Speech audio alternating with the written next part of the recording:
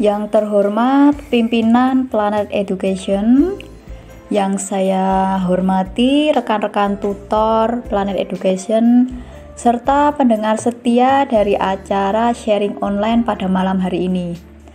Assalamualaikum warahmatullahi wabarakatuh. Salam sejahtera untuk kita semua. Syukur kita ucapkan atas nikmat kesehatan serta kesempatan yang Allah berikan kepada kita, sehingga kita bisa berkumpul dalam sesi sharing ini. Pada kesempatan kali ini, izinkan saya menyampaikan sedikit tips terkait cara aman bermain media sosial tanpa takut stres. Nah, sebelum masuk ke sesi inti, izinkan saya untuk mempromosikan terkait media sosial dari Planet Education. Jangan lupa untuk di-follow ya teman-teman. Ajak teman-temanmu sebanyak-banyaknya untuk mengikuti Instagram @planeteducation dan juga @planetpustaka. Jangan lupa ikuti giveaway-nya. Nah, teman-teman pasti sudah tidak asing lagi kan yang namanya media sosial. Entah itu dari platform Instagram, Facebook, Twitter, dan lain sebagainya, dan masih banyak lagi ya. Sebenarnya media sosial itu banyak sekali. Nah, di sini saya menyampaikan kalau mengakses media sosial itu sudah menjadi suatu kebiasaan yang katakanlah tidak terpisahkan dari kehidupan kita. Bahkan hampir semua orang saat ini otomatis pasti membuka akun medsos melalui Android-nya, entah itu untuk sekedar bertukar kabar atau demi mendapatkan suatu informasi tertentu yang mungkin saat ini sedang hangat dibicarakan. Namun, kemudahan bersosialisasi melalui media sosial sering tidak orang sadari bahwa itu berdampak negatif pada kesehatan mental teman-teman. Apalagi cukup banyak pula konten-konten yang kadang bernuansa negatif yang sayangnya tidak semua orang itu tahu dan tidak bisa selalu kita hindari. Lalu gimana sih tips-tipsnya supaya kita aman bermain media sosial tanpa kita takut stres?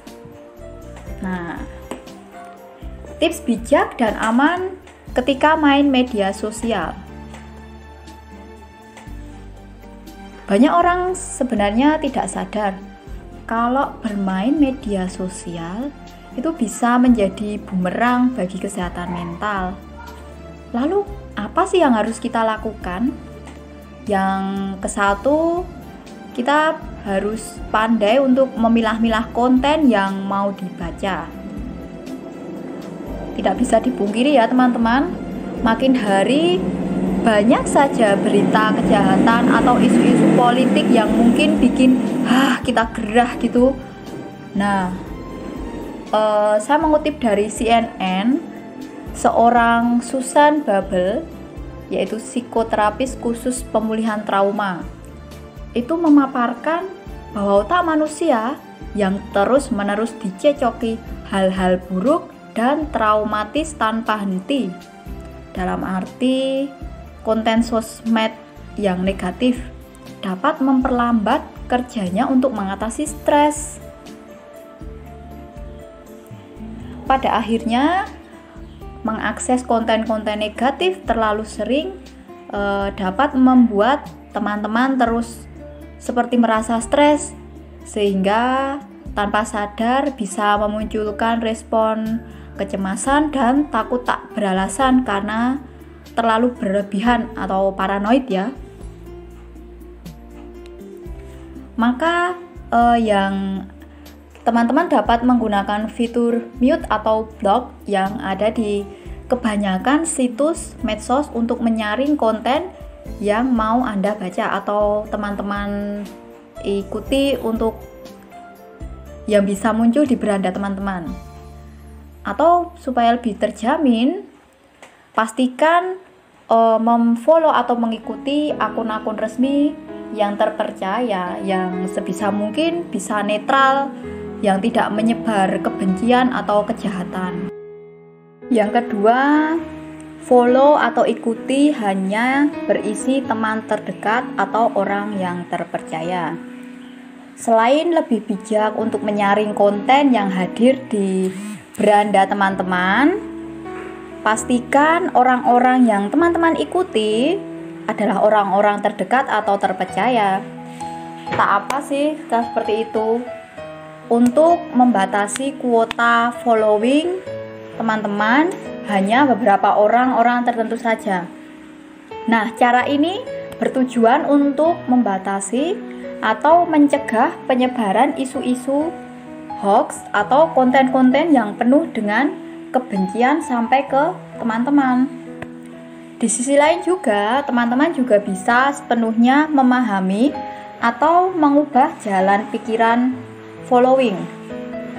Mungkin beberapa orang kadang tidak menyadari kalau ia sudah turut menyebarkan ketakutan, isu, bahkan kebencian kepada sesama di media sosial. Nah, kalau sudah begini, teman-teman tetap bisa menyaring apa yang mau dilihat dan didapatkan. Tapi juga harus ingat, langsung menegur bukanlah langkah tepat. Mengapa kok demikian? Kemungkinan ia akan berkilah bahwa ia berhak untuk memposting apapun apa yang dia mau di media sosial. Nah, jadi cara amannya teman-teman bisa mute orang-orang tersebut. Jika mungkin ia adalah teman dari teman dekat teman-teman, atau sekalian saja unfollow atau blok akun tersebut jika kontennya benar-benar meresahkan Anda atau teman-teman tutor sekalian. Karena cara ini dapat membantu melindungi kestabilan emosional dan psikologis dari teman-teman dari rasa jengkel melihat postingan-postingan orang-orang yang tidak bertanggung jawab. Tenang aja, blokir-memblokir di dunia maya tidak lantas selalu sama artinya dengan memutus pertemanan di dunia nyata kok. Teman-teman hanya memutus apa yang ia sebarkan karena membuat teman-teman mungkin stres atau takut.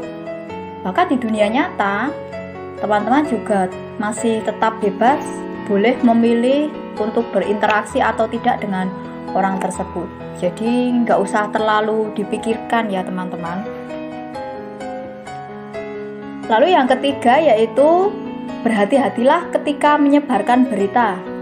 Nah, kalau sesudah menyaring konten dan orang yang hadir di lini masa teman-teman, saatnya membenahi diri sendiri. Jika teman-teman sudah menghindari orang-orang dan akun-akun yang menebar konten negatif, teman-teman juga perlu nih menghindari atau menyebarkan sesuatu yang mungkin berisiko menjadi sebuah perdebatan. Teman-teman mungkin menganggap bahwa konten atau postingan yang teman-teman sebarkan itu baik untuk disebarluaskan ke khalayak ramai. Namun, tidak semua orang mempunyai opini dan pendapat yang sama mungkin seperti teman-teman. Jadi tidak semua orang pula memiliki kepentingan dan minat yang sama dengan teman-teman terhadap isi konten. Jadi teman-teman sendiri juga perlu berhati-hati ketika menebar konten agar tetap aman ketika bermain media sosial. Kalau perlu, sebarluaskanlah info atau konten yang netral dan pasti bisa bermanfaat positif untuk orang banyak. Kemudian yang keempat, teman-teman juga bisa membatasi penggunaan media sosial. Mungkin nggak bisa dipungkiri ya kalau setiap hari kita akan membuka media sosial. Berlama-lama scroll lini masa mungkin seperti Facebook, Twitter, atau Instagram itu memang sangat asik. Tapi sayang sekali loh teman-teman, hobi ini mungkin lama-lama bisa menjadi kecanduan. Supaya teman-teman tidak secara terus-menerus terpapar konten negatif yang malah membuat stres, batasilah waktu teman-teman untuk mengakses media sosial. Nah, dalam artian tidak sesering mungkin untuk membuka media sosial. Mungkin sampai saat ini juga belum ada sih penelitian yang memberikan batasan waktu akses media sosial yang aman. Namun, teman-teman bisa menerapkan batasan waktu yang teman-teman rasa wajar untuk diri sendiri atau misalkan untuk me time. Misalnya, teman-teman juga bisa menargetkan main sosmed paling lama 1 atau sampai 2 jam dalam sehari. Kemudian, teman-teman juga bagi-bagilah durasi tersebut di waktu tertentu. Misalnya bisa 15 menit cek medsos saat perjalanan menuju kantor atau ke kampus. Kemudian 15 menit lagi ketika kita makan siang. Lalu bisa saja 20 menit selama perjalanan pulang. Dan sisanya ketika menjelang waktu tidur. Mungkin setelah teman-teman cukup terbiasa, lalu bisa dimulai nih memangkas durasinya yang lebih ketat lagi.